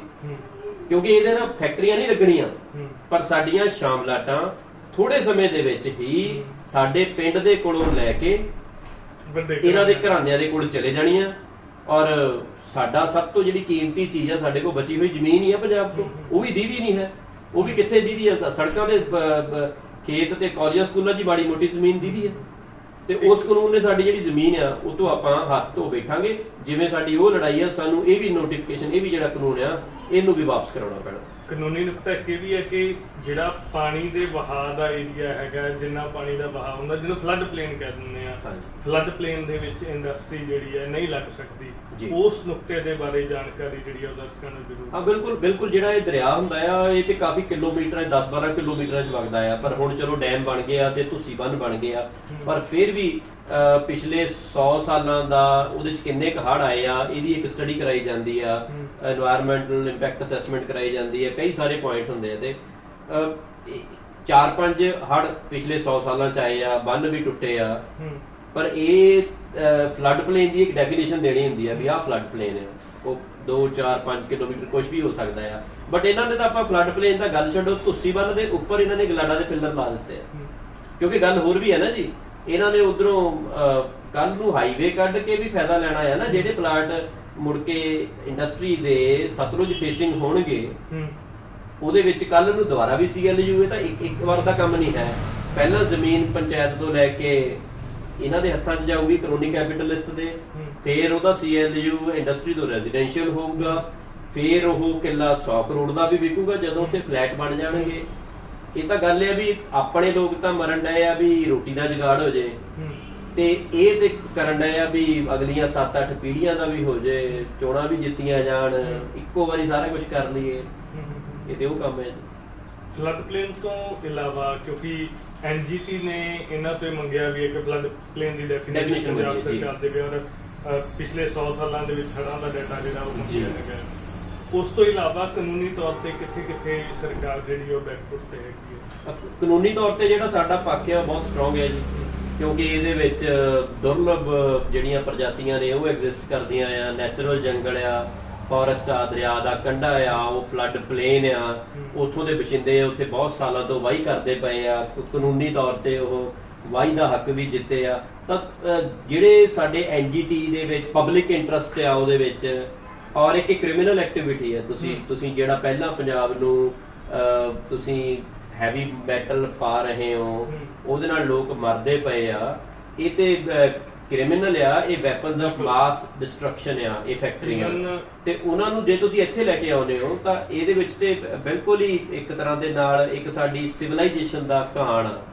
ਕਾਨੂੰਨੀ ਪੱਖ ਸਾਡਾ ਸਟਰੋਂਗ ਆ। ਸਰਕਾਰਾਂ ਦੇ ਸੁਹਿਰਦ ਹੁੰਦੀਆਂ ਤਾਂ ਮੈਨੂੰ ਲੱਗਦਾ ਕਿ ਇਹਨਾਂ ਲੋਕਾਂ ਤੇ ਕੇਸ ਦਰਜ ਹੋਣਾ ਚਾਹੀਦਾ ਸੀ। ਜਿਹੜੇ ਲੋਕ ਪਿਛਲੇ ਸਮੇਂ 'ਚ ਆਪਾਂ ਕਈ ਇੰਡਸਟਰੀਆਂ ਦੇਖੀਆਂ ਜਿਹੜੇ 15 ਦਿਨ ਦੇ, ਜੇ ਕਿਸੇ ਚੰਗੇ ਮੁਲਕ ਦੀ ਗੱਲ ਕਰੀਏ ਜਿੱਥੇ ਸਿਵਲਾਈਜ਼ਡ ਆ, ਲਾਅ ਹੈਗਾ ਆ, ਤੇ ਇਹੋ ਜਿਹੇ ਲੋਕਾਂ ਨੂੰ 15 ਦਿਨ ਬਾਅਦ ਸਕੁਐਡ ਦੇ ਮੂਹਰੇ ਖੜੇ ਹੋ ਗਏ ਉਹ ਗੋਲੀ ਮਾਰ ਦੇਣ, ਤੇ ਜੇ ਅਮਰੀਕਾ ਵਾਲੇ ਹੋਣ ਉਹ ਟੀਕਾ ਲਾ ਦੇਣ। ਇਹ ਜਿਉਣ ਦਾ ਹੱਕ ਨਹੀਂ ਰੱਖਦੇ। ਆਪਣੇ ਤਾਂ ਕੇਸ ਵੀ ਦਰਜ ਨਹੀਂ ਹੁੰਦਾ ਕਿਉਂਕਿ ਬੜੀਆਂ ਫੈਕਟਰੀਆਂ ਫੜੀਆਂ ਗਈਆਂ ਨੇ ਜਿਹੜੀਆਂ ਗੰਦੇ ਪਾਣੀ ਨੂੰ ਜ਼ਮੀਨਦੋਜ਼ ਕਰਦੀਆਂ। ਇਹ ਸਾਡੇ ਤੇ ਇੱਕ ਆਸਾਨ ਕਰਦੇ ਆ, ਸਾਡੇ ਤੇ ਆਸਾਨ ਕਰਦੇ ਆ ਅਫਸਰ, ਇਹ ਕਹਿ ਕੇ ਜੀ ਜਿਹੜਾ ਤੁਸੀਂ ਬੋਰਵੈਲ ਫੜਾਇਆ ਹੈ ਉਹ ਸੱਚੀ ਸੀਗਾ ਬਸ। ਹਾਂ, ਇਹ ਸਾਡੇ ਤੇ ਸਭ ਤੋਂ ਵੱਡਾ ਆਸਾਨ ਜਿਹੜਾ ਇਹਨਾਂ ਨੇ ਕੀਤਾ ਹੈ, ਮੰਨ ਲਿਆ। ਪਹਿਲਾਂ ਮੰਨਦੇ ਨਹੀਂ ਸੀ, ਹੁਣ ਜਦੋਂ ਫੋਟੋਆਂ ਖਿੱਚ ਲੀਆਂ, ਸਾਹਮਣੇ ਕਰ ਲਿਆ, ਸੈਂਪਲਿੰਗ ਕਰਾਤੀ, ਤਾਂ ਇੰਨਾ ਕਿਸਾਨ ਕਰਦੇ ਆ ਵੀ ਅਸੀਂ ਮੰਨ ਲਿਆ। ਪਰ ਜੇ ਸਾਡਾ ਮਨ ਚੱਲੇ, ਅਸੀਂ ਜੇ ਕਾਗਜ਼ ਤੇ ਲਿਖ ਦਈਏ ਵੀ ਨਹੀਂ ਬੋਰਵੈਲ, ਨਹੀਂ ਇਹਦੇ ਚ ਪਾਣੀ ਗਿਆ, ਤਾਂ ਵੀ ਤੁਸੀਂ ਕੀ ਕਰ ਲਓਗੇ? ਚੱਲਦੇ ਬੋਰਵੈਲ ਨੂੰ ਵੀ ਇਹ ਡਿਕਲੇਅਰ ਕਾਗਜ਼ਾਂ 'ਚ ਕਰ ਸਕਦੇ ਆ ਵੀ ਨਹੀਂ ਫੜਿਆ। ਸੋ ਇਹ ਸਾਡਾ ਤੇ ਆਸਾਨ ਕਦੇ ਕਦੇ ਕਰ ਦਿੰਦੇ ਆ। ਇਸ ਤੋਂ ਇਲਾਵਾ ਨਾ ਇੱਕ ਕਾਨੂੰਨੀ ਨੁਕਤਾ ਇਹ ਵੀ ਹੈ, ਦਰਸ਼ਕਾਂ ਦੀ ਜਾਣਕਾਰੀ ਦੇ ਲਈ ਦੱਸ ਦਈਏ ਕਿ ਜਿੱਥੇ ਵੀ ਕਿਤੇ ਕਿਸੇ ਵੀ ਪ੍ਰਜਾਤੀ ਦੇ ਜੀਵ ਜੰਤੂ ਰਹਿੰਦੇ ਹੋਣ, ਜਿਵੇਂ ਮੱਤੇਵਾੜਾ ਦੇ ਵਿੱਚ ਇੱਕ ਤਿਤਲੀਆਂ ਦਾ ਗਾਰਡਨ ਹੈਗਾ, ਤਾਂ ਉਹਦੇ ਲਾਗੇ ਵੀ ਤੁਸੀਂ ਕੋਈ ਵੀ ਇੰਡਸਟਰੀ ਨਹੀਂ ਲਾ ਸਕਦੇ। ਕਾਨੂੰਨੀ ਤੌਰ ਤੇ ਇਸ ਚੀਜ਼ ਦੀ ਉਲੰਘਣਾ ਹੈਗੀ ਹੈ। ਔਰ ਗਲਾਡਾ ਤੋਂ ਜਾਂ ਪੰਜਾਬ ਸਰਕਾਰ ਤੋਂ ਐਨਜੀਟੀ ਨੇ ਡੈਫੀਨੇਸ਼ਨ ਮੰਗੀ ਹੈ, ਪਰਿਭਾਸ਼ਾ ਮੰਗੀ ਹੈ ਕਿ ਤੁਸੀਂ ਫਲੱਡ ਪਲੇਨ ਦੀ ਪਰਿਭਾਸ਼ਾ ਦਿਓ। ਪਹਿਲਾਂ ਦਰਿਆ ਦੇ ਵਹਾਅ ਦਾ ਏਰੀਆ ਜਿਹੜਾ ਹੈਗਾ, ਜਿੰਨੇ ਏਰੀਆ ਦੇ ਵਿੱਚ ਦਰਿਆ ਵਹਿੰਦਾ, ਉਹਦੀ ਪਰਿਭਾਸ਼ਾ ਦਿਓ, ਤਾਂ ਉਹ ਇੱਕ ਤਰੀਕੇ ਦਾ ਸਟੇ ਹੁੰਦਾ ਆ। ਤਾਂ ਉਨੀ ਦੇਰ ਤੁਸੀਂ ਅਗਲਾ ਕੰਮ ਨਹੀਂ ਕਰ ਸਕਦੇ। ਲੇਕਿਨ ਗਲਾਡਾ ਨੇ ਉਸ ਸਟੇ ਦੇ ਅਗੇਂਸਟ ਜਾ ਕੇ ਇੱਥੇ ਜਿਹੜੀ ਕੰਸਟਰਕਸ਼ਨ ਹੈ ਉਹ ਸ਼ੁਰੂ ਕੀਤੀ ਹੈ। ਡਾਕਟਰ ਸਾਹਿਬ, ਅਗਲਾ ਜਿਹੜਾ ਮੇਰਾ ਸਵਾਲ ਹੈ ਕਿ ਰਾਜਨੀਤਿਕ ਪਾਰਟੀਆਂ ਚੋਂ, ਖਾਸ ਕਰਕੇ ਪਾਰਟੀਆਂ ਚੋਂ ਤੇ ਰਾਜਨੀਤਿਕ ਹਸਤੀਆਂ ਚੋਂ ਕਿਹੜੇ ਬੰਦੇ ਹੁਣ ਤੱਕ ਤੁਹਾਡੇ ਨਾਲ ਆਏ ਨੇ? ਇਹ ਸਾਡੀ ਜਿਹੜੀ ਪੀਏਸੀ ਆ ਉਹਦਾ ਫੈਸਲਾ ਹੋਇਆ ਸੀ ਵੀ ਅਸੀਂ ਸਾਰੀਆਂ ਰਾਜਨੀਤਿਕ ਜਿਹੜੀਆਂ ਪਾਰਟੀਆਂ ਆ ਉਹਨਾਂ ਦੇ ਪ੍ਰਧਾਨਾਂ ਨੂੰ ਇਹਦੇ ਬਾਰੇ ਉਹਨਾਂ ਨੂੰ ਦੱਸੀਏ। ਉਹ ਅਸੀਂ ਉਹਨਾਂ ਨੂੰ ਸਾਰਿਆਂ ਨੂੰ ਚਿੱਠੀ ਲਿਖੀ। ਉਹਦੇ ਵਿੱਚ ਅਸੀਂ ਸ਼੍ਰੋਮਣੀ ਅਕਾਲੀ ਦਲ ਵੱਲੋਂ ਕੋਈ ਜਵਾਬ ਨਹੀਂ ਆਇਆ। ਆਮ ਆਦਮੀ ਪਾਰਟੀ ਦੇ ਉਹਦੇ ਪ੍ਰਧਾਨ ਵੱਲੋਂ, ਆਮ ਆਦਮੀ ਪਾਰਟੀ ਦੇ ਪ੍ਰਧਾਨ ਵੱਲੋਂ ਇਹਦੇ ਤੇ ਉਹਨਾਂ ਦੇ ਇੱਕ ਐਮਐਲਏ ਕੁਲਤਾਰ ਸਿੰਘ ਸੰਧਵਾ, ਉਹ ਜ਼ਰੂਰ ਇਹਦੇ ਵਿੱਚ ਹਿੱਸਾ ਲੈਂਦੇ ਆ, ਬਕਾਇਦਾ ਉਹਨਾਂ ਦਾ ਸਾਥ ਵੀ ਜਿਹੜਾ ਆ ਰਹਿੰਦਾ ਆ। ਬਟ ਹਰਪਾਲ ਸਿੰਘ ਚੀਮਾ ਵੱਲੋਂ ਹੁਣ ਇਸ ਮੁੱਦੇ ਤੇ ਜੋ ਸਰਕਾਰ ਨੇ ਹੁਣ ਕਾਹਲੀ ਵਿਖਾਈ ਆ, ਉਸ ਤੋਂ ਬਾਅਦ ਕੋਈ ਬਿਆਨ ਅਜੇ ਤੱਕ ਨਹੀਂ ਆਇਆ। ਸਾਡੇ ਕੁਝ ਟੀਮ ਦੇ ਮੈਂਬਰਾਂ ਨੇ ਹਾਲਾਂਕਿ ਉਹਨਾਂ ਦਾ ਕੋਈ ਬਹੁਤਾ ਲੈਣ, ਭਾਜਪਾ ਤੱਕ ਵੀ ਇਹ ਚਿੱਠੀ ਪਹੁੰਚਾ ਦਿੱਤੀ ਸੀ, ਕੋਈ ਉਹਨਾਂ ਵੱਲੋਂ ਬਿਆਨ ਨਹੀਂ ਆਇਆ। ਪਰਮਿੰਦਰ ਸਿੰਘ ਢੀਂਡਸਾ ਆਪਣੀ ਪਾਰਟੀ ਦੇ ਤੌਰ ਤੇ ਮੌਕੇ ਤੇ ਗਏ ਸੀ, ਉਹਨਾਂ ਨੇ ਕੰਸਰਨ ਦਿਖਾ ਰਹੇ ਆ, ਉੱਥੇ ਦਿਖਾਇਆ ਹੈ। ਸਰਦਾਰ ਹਰਦੀਪ ਸਿੰਘ ਡਿਪਡਬਾ, ਉਹਨਾਂ ਨੇ ਕੰਸਰਨ ਜਿਹੜਾ ਆ ਇਹਦੇ ਲਈ ਦਿਖਾਇਆ ਆ। ਹੈਰਾਨੀ ਦੀ ਗੱਲ ਇਹ ਹੈ ਵੀ ਮੌਜੂਦਾ ਪਾਰਟੀ ਦੇ ਵਿੱਚ ਜੇ ਕਿਸੇ ਨੇ ਬਹੁਤ ਬੇਬਾਕੀ ਦੇ ਨਾਲ ਇਸ ਮਨੁੱਖਤਾ ਦੇ ਮੁੱਦੇ ਨੂੰ ਸਮਝਿਆ ਹੈ ਆਪਣੇ ਆਪ, ਸਾਡੇ ਕਹਿਣ ਤੋਂ ਵੀ ਪਹਿਲਾਂ, ਔਰ ਉੱਥੇ ਜਾ ਕੇ ਸਾਥ ਦਿੱਤਾ ਆ, ਉਹ ਆ ਸਰਦਾਰ ਪ੍ਰਗਟ ਸਿੰਘ। ਉਹਨਾਂ ਵੱਲੋਂ ਬਹੁਤ ਗੰਭੀਰਤਾ ਇਸ ਮੁੱਦੇ ਤੇ ਦਿਖਾਈ ਗਈ ਹੈ। ਉਹਨਾਂ ਨੇ ਸਾਨੂੰ ਭਰੋਸਾ ਵੀ ਦਿਵਾਇਆ ਆ ਵੀ ਉਹ ਪੂਰੀ ਕੋਸ਼ਿਸ਼ ਕਰਨਗੇ। ਹਾਲਾਂਕਿ ਉਹ ਸਰਕਾਰ ਦੇ ਵਿੱਚ ਹੈ ਇਸ ਵੇਲੇ, ਤੇ ਉਹਨਾਂ ਨੇ ਇਹਦੇ ਤੇ ਇੱਕ ਮੀਟਿੰਗ ਜਿਹੜੀ ਆ ਸੁਖ ਸਰਕਾਰੀਆ, ਜਿਹੜੇ ਕਿ ਕੈਬਨਿਟ ਮਿਨਿਸਟਰ ਵੀ ਆ ਉਹਨਾਂ ਦੇ ਆ, ਗਲਾਡਾ ਵਾਲਾ ਮਹਿਕਮਾ ਉਹਨਾਂ ਕੋਲ ਸ਼ਹਿਰੀ ਮਕਾਨ ਉਸਾਰੀ ਮੰਤਰੀ ਆ, ਉਹ ਵੀ ਸਹਿਮਤ ਸੀ ਕਿ ਅਸੀਂ ਵੀ ਸਰਕਾਰ ਨੂੰ ਲਿਖਾਂਗੇ। ਉੱਥੇ ਉਸ ਮਹਿਕਮੇ ਦੇ ਸੈਕਟਰੀ ਵੀ ਮੌਜੂਦ ਸੀ ਤੇ ਉਹਨਾਂ ਨੇ ਕਿਹਾ ਵੀ ਅਸੀਂ ਮੁੱਖ ਮੰਤਰੀ ਨੂੰ ਲਿਖਾਂਗੇ ਵੀ ਇਦਾਂ ਨਹੀਂ ਹੋਣਾ। ਮੈਂ ਤੇ ਉਹਨਾਂ ਨੂੰ ਇੱਕ ਗੱਲ ਉੱਥੇ ਜਾ ਕੇ ਕਹੀ ਸੀ, ਕਿਉਂਕਿ ਕਾਗਜ਼ ਪੱਤਰ ਅਸੀਂ ਸਾਰੇ ਲੈ ਕੇ ਗਏ ਸੀ, ਟੈਕਨੀਕਲ ਚੀਜ਼ਾਂ ਨੇ ਉਹਦੇ ਵਿੱਚ ਅਸੀਂ ਸਟਰੋਂਗ ਆ, ਸਾਨੂੰ ਪਤਾ ਆ, ਪਰ ਸਾਨੂੰ ਆਪਣੇ ਨਾ ਸੰਸਥਾਵਾਂ, ਮੁਲਕ, ਸਾਰਾ ਕੁਝ ਪਤਾ ਆ ਵੀ ਜਿੰਨੇ ਮਰਜ਼ੀ ਅਸੀਂ ਸਟਰੋਂਗ ਹੋਈਏ, ਇਹ ਕੰਮ ਤੇ ਜਿੰਨੀ ਦੇਰ ਇਹ ਜੇ ਮੁੱਖ ਮੰਤਰੀ ਦੇ ਸਮਝ ਚ ਨਾ ਪਈ, ਉੱਥੇ ਸਾਨੂੰ ਲਾਸਟ ਤੱਕ ਲੜਨਾ ਪੈਣਾ ਜਿੰਨੀ ਦੇਰ ਉਹ ਕੈਂਸਲ ਨਹੀਂ ਕਰ ਦਿੰਦੇ। ਮੈਂ ਤੇ ਉਹਨਾਂ ਨੂੰ ਇਹ ਕਿਹਾ ਸੀ, ਮੈਂ ਕਿਹਾ ਵੀ ਤੁਸੀਂ ਪੰਜਾਬ ਤੇ ਆਸਾਨ ਕਰ ਦਿਓ, ਸਾਡੇ ਲੋਕਾਂ ਦੀ ਜ਼ਿੰਦਗੀ ਆ, ਵੀ ਇਹਨੂੰ ਜਿੱਦਾਂ ਮਰਜ਼ੀ ਕੈਂਸਲ ਕਰਾਓ, ਇਹਨੂੰ ਆਸਾਨ ਹੀ ਸਮਝ ਲਾਂਗੇ, ਕਿਉਂਕਿ ਸਾਡੇ ਲੋਕਾਂ ਦੀ ਇਹ ਜਾਨ ਬਚਦੀ ਹੈ, ਵੀ ਸਾਨੂੰ ਇੰਨੀ ਹੈਲਪ ਚਾਹੀਦੀ ਹੈ ਜੇ ਤੁਸੀਂ ਕਰ ਸਕਦੇ ਆ। ਬਾਕੀ ਜਿੱਦਾਂ ਜੇ ਕਿਤੇ ਜਿਸ ਬੰਦੇ ਦਾ ਸਾਥ ਮਿਲੂਗਾ ਉਹ ਸਾਡਾ ਫਰਜ਼ ਬਣਦਾ, ਅਸੀਂ ਦੱਸਾਂਗੇ। ਅਜੇ ਜੇ ਮੈਂ ਕਿਸੇ ਦਾ ਨਾਮ ਲੈ ਸਕਦਾ ਆ, ਉਹ ਸਾਥ ਜਿਹੜਾ ਦਿੱਤਾ ਉਹ ਸਰਦਾਰ ਪ੍ਰਗਟ ਸਿੰਘ ਹੋਣਾ ਨੇ ਦਿੱਤਾ ਹੈ, ਤੇ ਸਾਨੂੰ ਉਹਨਾਂ ਤੋਂ ਕਾਫੀ ਉਮੀਦ ਹੈ। ਜਦੋਂ ਇਹ ਮਸਲਾ ਉੱਠਿਆ ਸੀ ਤਕਰੀਬਨ ਸਾਲ ਡੇਢ ਸਾਲ ਪਹਿਲਾਂ, ਤੇ ਸੁਖਪਾਲ ਖਹਿਰਾ ਜਦੋਂ ਪੰਜਾਬੀ ਏਕਤਾ ਪਾਰਟੀ ਦੇ ਵਿੱਚ ਹੁੰਦੇ ਸੀ, ਉਦੋਂ ਆਏ ਨੇ ਮੇਰੇ ਖਿਆਲ ਹੈ। ਹਾਂਜੀ। ਲੇਕਿਨ ਕਾਂਗਰਸ ਦੇ ਵਿੱਚ ਆਣ ਕੇ ਬਿਲਕੁਲ ਚੁੱਪੀ। ਤੇ ਨਵਜੋਤ ਸਿੰਘ ਸਿੱਧੂ ਖੁਦ ਨੂੰ ਇਹ ਕਹਿੰਦੇ ਨੇ ਕਿ ਮੈਂ ਪੰਜਾਬ ਦਾ ਲੰਬੜਦਾਰ ਹੈਗਾ, ਮੈਂ ਪੰਜਾਬ ਦਾ ਇਹ ਕਰਾਂਗਾ, ਮੈਂ ਪੰਜਾਬ ਦੀ ਹਿੱਤਾਂ ਦੀ ਰਾਖੀ ਕਰੂੰਗਾ। ਨਵਜੋਤ ਸਿੰਘ ਸਿੱਧੂ ਵੱਲੋਂ ਵੀ ਇਹਦੇ ਤੇ ਮੈਨੂੰ ਲੱਗਦਾ ਕਿ ਕੋਈ ਰਿਐਕਸ਼ਨ ਅਜੇ ਤੱਕ ਨਹੀਂ ਆਇਆਗਾ। ਅਸੀਂ ਉਹਨਾਂ ਨੂੰ ਵੀ ਚਿੱਠੀ ਲਿਖੀ ਹੈ, ਅਜੇ ਤੱਕ ਸਾਨੂੰ ਐ ਲੱਗਦਾ ਵੀ ਜੇ ਸਰਦਾਰ ਪ੍ਰਗਟ ਸਿੰਘ ਹੁਣੀ ਇਸ ਮੁੱਦੇ ਤੇ ਕਦਮ ਚੁੱਕਦੇ ਪਏ ਆ, ਤੇ ਉਹਨਾਂ ਦੇ ਪਾਰਟੀ ਦੇ ਪ੍ਰਧਾਨ ਦੇ ਧਿਆਨ ਦੇ ਵਿੱਚ ਇਹ ਹੋ ਸਕਦਾ ਆ। ਇੱਕ ਭਰੋਸਾ ਉਹਨਾਂ ਨੇ ਦਵਾਇਆ ਹੈ ਵੀ ਜੇ ਲੋੜ ਪਈ ਤੇ ਅਗਲੀ ਮੀਟਿੰਗ ਜਿਹੜੀ ਹੈ ਆਪਾਂ ਪਾਰਟੀ ਦੇ ਪ੍ਰਧਾਨ ਦੇ ਨਾਲ ਵੀ ਮੈਨੂੰ ਗੱਲ ਕਰਨੀ ਪਈ ਤੇ ਮੈਂ ਕਰੂੰਗਾ। ਸਾਨੂੰ ਉਮੀਦ ਹੈ ਵੀ ਸ਼ਾਇਦ ਉਹਦੇ ਨਾਲ ਵੀ ਮੀਟਿੰਗ ਕਰਾ ਦੇਣ। ਜਿੰਨਾ ਸੰਵੇਦਨਸ਼ੀਲ ਮੁੱਦਾ ਆ, ਹੁਣ ਤੱਕ ਹਰਕਤ ਚ ਆ ਜਾਣਾ ਚਾਹੀਦਾ ਸੀ, ਮੈਂ ਸਮਝਦਾ। ਨਹੀਂ, ਬਿਲਕੁਲ ਅਸੀਂ ਤਾਂ ਚਾਹੁੰਦੇ ਹਾਂ ਜੀ, ਅਸੀਂ ਤਾਂ ਚਾਹੁੰਦੇ ਹਾਂ ਵੀ ਰਾਤ ਨਾ ਪਵੇ ਤੇ ਦਿਨ ਨਾ ਚੜੇ, ਉਸ ਤੋਂ ਪਹਿਲਾਂ ਇਸ ਮੁੱਦੇ ਦਾ ਜਿਹੜਾ ਹੱਲ ਹੋਵੇ। ਸਵਾਲ ਰਾਜਨੀਤਿਕ ਪਾਰਟੀਆਂ ਦੇ ਲਈ ਵੀ ਬਣਦਾ ਆ। ਸ਼੍ਰੋਮਣੀ ਅਕਾਲੀ ਦਲ ਉਹ ਪਾਰਟੀ ਹੈ ਜਿਹੜੀ ਸਿੱਖਾਂ ਦੀਆਂ ਸ਼ਹੀਦੀਆਂ ਤੋਂ ਬਣੀ ਪਾਰਟੀ ਹੈ, ਜਿਹੜੀ ਕਿਸਾਨਾਂ ਦੇ ਹਿੱਤਾਂ ਦੀ ਵੱਡੀ ਦਾਅਵੇਦਾਰ ਖੁਦ ਨੂੰ ਕਹਿੰਦੀ ਹੈ, ਗਰੀਬਾਂ ਦੇ ਹਿੱਤਾਂ ਦੀ ਦਾਅਵੇਦਾਰ ਖੁਦ ਨੂੰ ਕਹਿੰਦੀ ਹੈ, ਬਹੁਜਨ ਸਮਾਜ ਪਾਰਟੀ ਖੁਦ ਨੂੰ ਦਲਿਤ ਹਿੱਤਾਂ ਦੀ ਦਾਅਵੇਦਾਰ ਮੰਨਦੀ ਹੈ, ਤਾਂ ਬਹੁਜਨ ਸਮਾਜ ਪਾਰਟੀ ਦੇ ਵੱਲੋਂ ਵੀ ਇਹਦੇ ਤੇ ਵੱਡੇ ਪੱਧਰ ਤੇ ਜੇਕਰ ਕਹਿ ਲਈਏ ਕਿ ਕੋਈ ਸਟੈਂਡ ਜਿਹੜਾ ਹੈਗਾ ਨਹੀਂ, ਕੋਈ ਸਾਥ ਨਹੀਂ ਉਹ ਨਹੀਂ ਆਇਆ ਲਿਆ ਗਿਆ। ਬਹੁਜਨ ਸਮਾਜ ਪਾਰਟੀ ਦਾ ਉਹ ਜਿਵੇਂ ਕਹਿ ਲਓ ਇੱਕ ਇਰਰੈਲੇਵੈਂਟ ਉਹਨਾਂ ਦੀ ਆਇਡੈਂਟੀਟੀ ਰਹਿੰਦੀ ਆ, ਜਿਹੜੀ ਮੁੱਦਿਆਂ ਦੀ ਪੋਲਿਟਿਕਸ ਆ ਉਹਦੇ ਵਿੱਚ ਉਹ ਬਿਲਕੁਲ ਮਿਸਿੰਗ ਆ, ਤੇ ਉਹ ਇੱਕ ਕੋਐਲੀਸ਼ਨ ਦੀ ਗਵਰਨਮੈਂਟ ਦੇ ਵਿੱਚ ਉਹ ਦਿਖਦੇ ਆ। ਹਾਲਾਂਕਿ ਬਹੁਤ ਸਾਰੇ ਉੱਥੇ ਲੋਕ ਜਿਹੜੇ ਆ ਉਸ ਪਾਰਟੀ ਦੇ ਨਾਲ ਉਹਨਾਂ ਦਾ ਹੋ ਸਕਦਾ ਆ ਵੀ ਉਹ ਜਿਵੇਂ ਰਾਖਵਾਂ ਕੈਟਾਗਰੀ ਆ ਜਿਨ੍ਹਾਂ ਦੀ, ਪਰ ਉਹਨਾਂ ਨੂੰ ਉਹਨਾਂ ਦਾ ਹੱਥ ਫੜ ਇਹ ਕਹਿ ਦਿੱਤਾ ਜਾਂਦਾ ਹੈ ਵੀ ਤੁਹਾਡਾ ਮੁੱਖ ਮੰਤਰੀ ਬਣਾ ਦੇਾਂਗੇ, ਉਪ ਮੁੱਖ ਮੰਤਰੀ, ਇਦਾਂ ਦੀ ਪੋਲਿਟਿਕਸ ਕੀਤੀ ਜਾਂਦੀ ਆ। ਬਟ ਧੋਖਾ ਉਹਨਾਂ ਲੋਕਾਂ ਨਾਲ ਜ਼ਿਆਦਾ। ਸਿੱਖੇਵਾਲ ਦੇ ਤਾਂ ਵਿੱਚ ਵੱਡਾ ਧੱਕਾ ਹੈ ਜਿਹੜਾ ਉਹ ਦਲਿਤ ਲੋਕਾਂ ਦੇ ਨਾਲ ਹੋਇਆ ਨਾ, ਤਾਂ ਜੇਕਰ ਦਲਿਤ ਲੋਕਾਂ ਦੇ ਨਾਲ ਵੱਡਾ ਧੱਕਾ ਹੋਇਆ ਤਾਂ ਬਸਪਾ ਨੂੰ ਪਹਿਲਾਂ ਆਣ ਕੇ ਖੜਨਾ ਚਾਹੀਦਾ ਸੀ। ਸਵਾਲ ਕਾਂਗਰਸ ਦੇ ਲਈ ਵੀ ਹੈ, ਸਵਾਲ ਆਮ ਆਦਮੀ ਪਾਰਟੀ ਦੇ ਲਈ ਵੀ ਹੈ, ਕਿਉਂਕਿ ਜਿੰਨਾ ਵੱਡਾ ਸਟੈਂਡ ਜਿਹੜਾ ਉਹ ਬਣਦਾ ਸੀਗਾ ਉਹ ਆਮ ਆਦਮੀ ਪਾਰਟੀ ਦੇ ਵੱਲੋਂ ਨਹੀਂ ਲਿਆ ਗਿਆ। ਸਵਾਲ ਉੱਥੇ ਹੀ ਅਕਾਲੀ ਦਲ ਦੇ ਲਈ ਸਭ ਤੋਂ ਵੱਡਾ, ਕਿਉਂਕਿ ਅਕਾਲੀ ਦਲ ਪੰਜਾਬ ਦੀ ਖੇਤਰੀ ਪਾਰਟੀ ਹੈ ਤੇ ਇਕਲੌਤੀ ਖੇਤਰੀ ਪਾਰਟੀ ਹੈ। ਬਾਕੀ ਚਾਹੇ ਉਹ ਕਾਂਗਰਸ ਹੈ, ਚਾਹੇ ਉਹ ਬਸਪਾ ਹੈ, ਚਾਹੇ ਆਮ ਆਦਮੀ ਪਾਰਟੀ ਹੈ, ਉਹ ਤਿੰਨੇ ਕੌਮੀ ਲੈਵਲ ਦੀਆਂ ਰਾਸ਼ਟਰੀ ਪਾਰਟੀਆਂ ਨੇ। ਤਾਂ ਖੇਤਰੀ ਪਾਰਟੀ ਜਿੰਨਾ ਲੋਕਲ ਹਿੱਤਾਂ ਨੂੰ, ਜਿੰਨਾ ਲੋਕ ਹਿੱਤਾਂ ਨੂੰ ਸਮਝ ਸਕਦੀ ਹੈ, ਸ਼ਾਇਦ ਕੋਈ ਵੀ ਪਾਰਟੀ ਨਹੀਂ। ਇਹ ਪੰਜਾਬ ਦਾ ਦੁਖਾਂਤ ਹੈ ਜੀ। ਅਸੀਂ ਪਾਣੀ ਦੇ ਲਈ ਲੜਦੇ ਪਏ ਆ, ਇਹ ਬਿਜਲੀ ਦੀਆਂ ਗਰੰਟੀਆਂ ਦਿੰਦੇ ਪਏ। ਮੈਨੂੰ ਲੱਗਦਾ ਇਹ ਪੰਜਾਬ 'ਚ ਜਾਂ ਤਾਂ ਰਹਿੰਦੇ ਨਹੀਂ, ਜਾਂ ਤਾਂ ਜਿਹੜੇ ਪੰਜਾਬ 'ਚ ਪੋਲਿਟਿਕਸ ਕਰਦੇ ਆ ਪੰਜਾਬ 'ਚ ਰਹਿੰਦੇ ਨਹੀਂ, ਜਾਂ ਉਹ ਪੰਜਾਬ ਤੋਂ ਹੈ ਨਹੀਂ। ਜੇ ਕੋਈ ਪੰਜਾਬ ਤੋਂ ਹੋਵੇ ਤੇ ਉਹ ਘੱਟੋ ਘੱਟ ਪੰਜਾਬ ਦਾ ਦਰਦ ਜ਼ਰੂਰ ਸਮਝੇ। ਸਾਡਾ ਮੁੱਦਾ ਸਾਡਾ ਸਾਫ਼ ਪਾਣੀ, ਸਾਡਾ ਮੁੱਦਾ ਸਾਡਾ ਆਪਦਾ ਖੇਤਾ, ਸਾਡਾ ਸੱਭਿਆਚਾਰ, ਸਾਡੀਆਂ ਜ਼ਮੀਨਾਂ, ਸਾਡਾ ਇੱਥੋਂ ਦਾ ਆਬੋ ਹਵਾ, ਸਾਡੇ ਮੁੱਦੇ ਇਹ ਨੇ। ਜਿਉਣ ਦਾ ਹੱਕ, ਬੱਚਿਆਂ ਨੂੰ ਜਿਹੜੀਆਂ ਬਿਮਾਰੀਆਂ ਲੱਗਦੀਆਂ ਉਹ ਸਾਡੀ ਆਉਣ ਵਾਲੀ ਪੀੜ੍ਹੀ ਨੂੰ ਨਾ ਲੱਗਣ। ਮੈਂ ਤਾਂ ਇਸ ਗੱਲ ਤੋਂ ਹੈਰਾਨ ਹੁੰਦਾ ਵੀ ਜਦੋਂ ਭਾਰਤ ਦੀ ਇੱਜ਼ਤ ਬਚਾਉਣ ਦਾ ਮੌਕਾ ਆਉਂਦਾ ਆ, ਉਹਦੇ ਵਿੱਚ ਵੀ ਇਹ ਕੈਂਸਰ ਖਾਦਾ ਪੰਜਾਬ ਚੋਂ ਹੀ ਮੈਡਲ ਜਿਹੜੇ ਆ ਸਾਡੇ ਮੁੰਡੇ ਲੈ ਕੇ ਆਉਂਦੇ ਆ, ਬਾਵਜੂਦ ਇਸ ਮਾਹੌਲ ਦੇ। ਤੇ ਉੱਥੋਂ ਚਾਹੇ ਸੈਂਟਰ ਸਰਕਾਰ ਹੋਵੇ, ਚਾਹੇ ਇਹ ਸਰਕਾਰ ਹੋਵੇ, ਇਹ ਉਸ ਖਿੱਤੇ ਨੂੰ ਲੁੱਟਣ, ਉਹਨੂੰ ਚੁੰਡਣ ਤੇ ਇਹ ਲੱਗੇ ਹੋਏ ਆ। ਬਾਵਜੂਦ ਉਸਦੇ ਪੰਜਾਬ ਜਿਹੜਾ ਆ ਫਿਰ ਵੀ ਜਿੱਥੇ ਲੋੜ ਪੈਂਦੀ ਉੱਥੋਂ ਮੈਡਲ ਲੈ ਕੇ ਆਉਂਦੇ ਨੇ ਸਾਡੇ ਮੁੰਡੇ।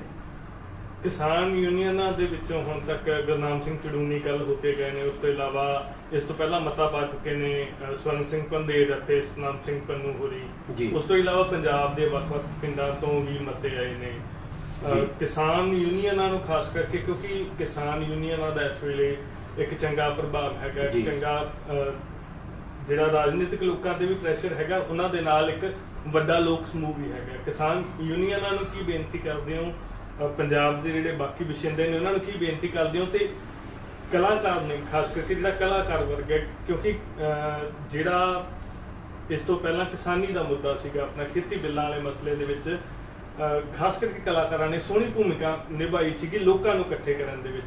ਕਿਸਾਨ ਯੂਨੀਅਨਾਂ ਨੂੰ, ਪੰਜਾਬ ਦੇ ਲੋਕਾਂ ਨੂੰ ਤੇ ਕਲਾਕਾਰਾਂ ਨੂੰ ਇਹਦੇ ਵਿੱਚ ਕੀ ਬੇਨਤੀ ਕਰਨਾ ਚਾਹੁੰਦੇ ਜੀ?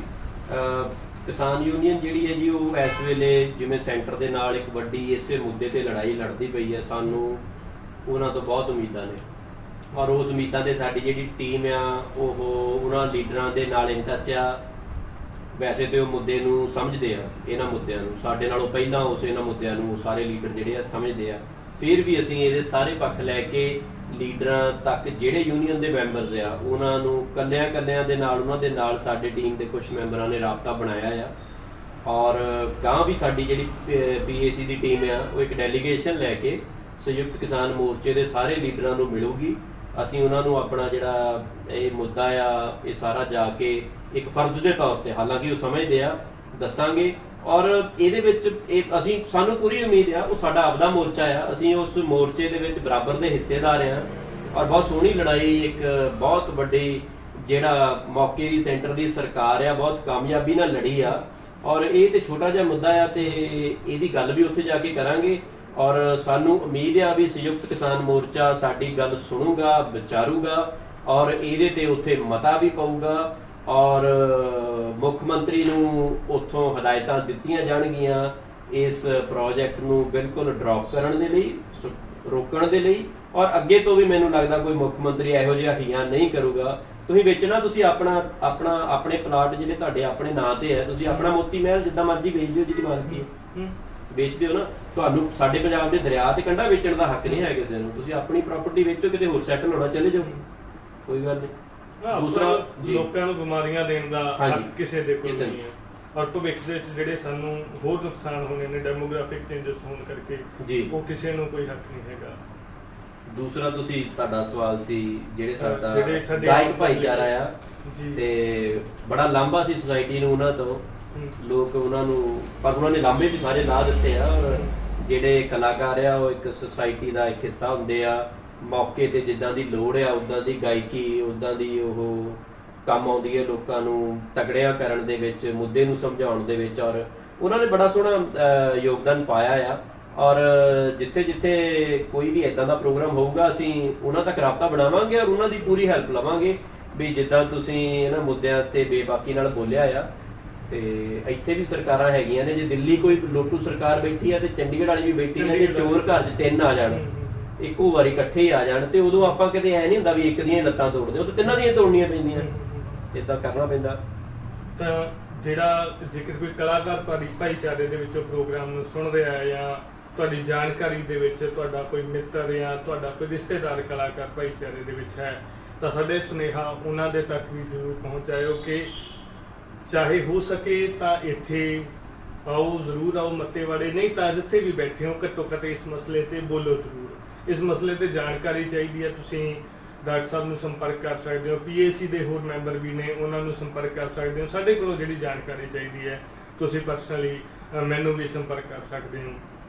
ਹਰ ਇੱਕ PAC ਦੇ ਮੈਂਬਰ ਦੀ ਜਾਣਕਾਰੀ, ਉਹਨਾਂ ਦੇ ਕੰਟੈਕਟ ਨੰਬਰ ਜਿਹੜੇ ਨੇ ਉਹ ਤੁਹਾਨੂੰ ਦੇ ਦਿੱਤੇ ਜਾਣਗੇ। ਪੰਜਾਬ ਦੇ ਲੋਕਾਂ ਨੂੰ ਅਸੀਂ ਇਹ ਬੇਨਤੀ ਕਰਦੇ ਹਾਂ ਕਿ ਪਿੰਡਾਂ ਦੇ ਵਿੱਚੋਂ ਮਤੇ ਪਾ ਕੇ CMO ਨੂੰ ਭੇਜੇ ਜਾਣ। ਆਪਣੀਆਂ ਰਾਜਨੀਤਿਕ ਪਾਰਟੀਆਂ ਨੂੰ, ਆਪਣੇ ਪਿੰਡਾਂ ਦੇ ਸਰਪੰਚਾਂ ਨੂੰ ਮਜਬੂਰ ਕੀਤਾ ਜਾਵੇ ਮਤੇ ਪਾਉਣ ਦੇ ਲਈ। ਔਰ ਤੁਹਾਡੇ ਪਿੰਡ ਜਿਹੜੇ MLA ਆਉਂਦੇ ਨੇ ਉਹਨਾਂ ਨੂੰ ਮਜਬੂਰ ਕਰੋ, ਉਹਨਾਂ ਨੂੰ ਇਹ ਸਵਾਲ ਕਰੋ, ਕਿਉਂਕਿ ਸਤਲੁਜ ਦੇ ਆਲੇ ਦੁਆਲੇ ਦੇ ਜਿਹੜੇ ਪਿੰਡ ਨੇ ਘੱਟੋ ਘੱਟ ਜਿੱਥੇ ਜਿੱਥੇ ਵੀ ਸਤਲੁਜ ਵਹਿੰਦਾ ਤੇ ਜਿੱਥੇ ਜਿੱਥੇ ਸਤਲੁਜ ਤੋਂ ਨਿਕਲਦੀਆਂ ਨਹਿਰਾਂ ਜਾਂਦੀਆਂ ਨੇ ਉਹਦੇ ਦੋਵੇਂ ਪਾਸੇ ਤਕਰੀਬਨ 25 ਤੋਂ 50 ਕਿਲੋਮੀਟਰ ਦਾ ਘੇਰਾ ਲਾ ਲਓ। ਰੋਪੜ ਤੋਂ ਲੈ ਕੇ ਜਾਂ ਰੋਪੜ ਤੋਂ ਪਿੱਛੇ ਤੋਂ ਲੈ ਕੇ ਹਰੀਕੇ ਤੱਕ ਦੋਨੇ ਸਾਈਡ 50-50 ਕਿਲੋਮੀਟਰ ਦੇ ਘੇਰੇ ਵਾਲੇ ਪਿੰਡ ਘੱਟੋ ਘੱਟ ਜਿਹੜੇ ਹੈਗੇ ਨੇ ਉਹ ਤੇ ਮਤੇ ਪਾ ਕੇ ਭੇਜਣਾ, ਤੇ ਵਿਚਾਲਿਓਂ ਜਿਹੜੀਆਂ ਨਹਿਰਾਂ ਲੰਘਦੀਆਂ ਨੇ ਉਹ ਤੇ ਮਤੇ ਪਾ ਕੇ ਇਹ ਨਾ ਸਮਝਣ ਕਿ ਮਸਲਾ ਸਿਰਫ ਲੁਧਿਆਣੇ ਦਾ। ਐਵੇਂ ਨਹੀਂ ਮੁਕਤਸਰ ਦੇ ਲੋਕਾਂ ਨੂੰ, ਬਠਿੰਡੇ ਦੇ ਲੋਕਾਂ ਨੂੰ ਕੈਂਸਰ ਵੰਡੀ ਗਈ, ਉਹਦੇ ਵੀ ਕਾਰਨ ਸੀ, ਉਹਦੇ ਵੀ ਕਾਰਨਾਂ ਦੀ ਸਟੱਡੀ ਕਰਿਓ। ਬੇਨਤੀ ਕਰਦੇ ਆ ਜਿਹੜੇ ਵੀ ਲੋਕ ਨੇ ਸਮੂਹ ਪੰਜਾਬੀਆਂ ਨੂੰ, ਪੰਜਾਬ ਤੋਂ ਬਾਹਰ ਜਿਹੜਾ ਪੰਜਾਬ ਡਾਇਸਪੋਰਾ ਬੈਠਾ ਹੈ, ਜਿਹੜੇ ਬਾਹਰ ਵਸਦੇ ਪੰਜਾਬੀ ਨੇ, ਤੁਸੀਂ ਜਿਹੜੇ ਵੀ ਉੱਥੋਂ ਦੇ MPs ਨੇ, ਜਿਹੜੇ ਉੱਥੇ ਪੰਜਾਬੀ MP ਨੇ ਜਾਂ ਪੰਜਾਬੀ MLA ਬੈਠੇ ਨੇ, ਚਾਹੇ ਅਮਰੀਕਾ ਦੇ ਵਿੱਚ ਨੇ, ਚਾਹੇ ਕੈਨੇਡਾ ਦੇ ਵਿੱਚ ਨੇ ਜਾਂ ਕਿਸੇ ਵੀ ਹੋਰ ਮੁਲਕ ਦੇ ਵਿੱਚ ਨੇ, ਉਹਨਾਂ ਨੂੰ ਕਹਿ ਕੇ ਉਧਰੋਂ ਵੀ ਪੰਜਾਬ ਸਰਕਾਰ ਤੇ ਦਬਾਅ ਬਣਾਇਆ ਜਾਵੇ।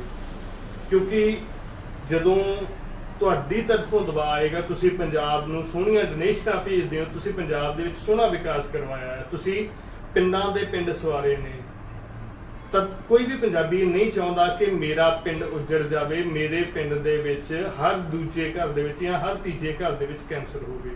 ਤੁਹਾਨੂੰ ਇਹ ਵੱਡੀ ਬੇਨਤੀ ਹੈ ਜਿਹੜੇ ਪੰਜਾਬ ਤੋਂ ਬਾਹਰ ਬੈਠੇ ਹੋ, ਪੰਜਾਬ ਦੇ ਵਿਚਲਿਆਂ ਨੂੰ ਤਾਂ ਹੈ ਹੀ ਹੈ, ਪੰਜਾਬ ਤੋਂ ਬਾਹਰ ਜਿਹੜੇ ਬੈਠੇ ਹੋ ਤੁਸੀਂ ਵੀ ਆਪਣੇ MLAs ਰਾਹੀਂ, ਆਪਣੇ MPs ਦੇ ਰਾਹੀਂ ਦਬਾਅ ਬਣਾਓ ਆਪਣੀਆਂ ਰਾਜਨੀਤਿਕ ਪਾਰਟੀਆਂ ਤੇ, ਪੰਜਾਬ ਦੀਆਂ ਰਾਜਨੀਤਿਕ ਪਾਰਟੀਆਂ ਤੇ, ਜਿਹੜੀ ਵੀ ਪਾਰਟੀ ਤੇ ਬਣਾ ਸਕਦੇ ਹੋ।